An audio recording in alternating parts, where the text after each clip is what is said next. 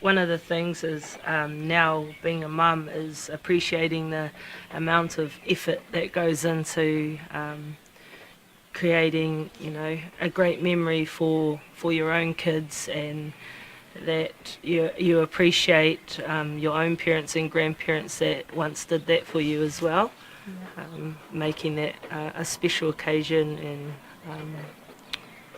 enjoying whānau time together, and knowing that that's what it's about. It's not about the presents, it's about being together as a family.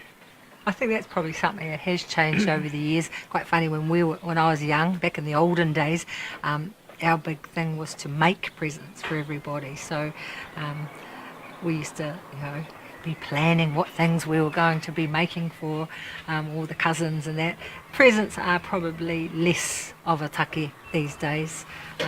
With our kids, all of our adult kids, and Ed and I, we do a Secret Santa, not so Secret Santa, where we just draw a name out and we'll buy a present for that person. And it's nice to get a present, but you don't have to go crazy. And kids too, they don't need lots and lots of stuff.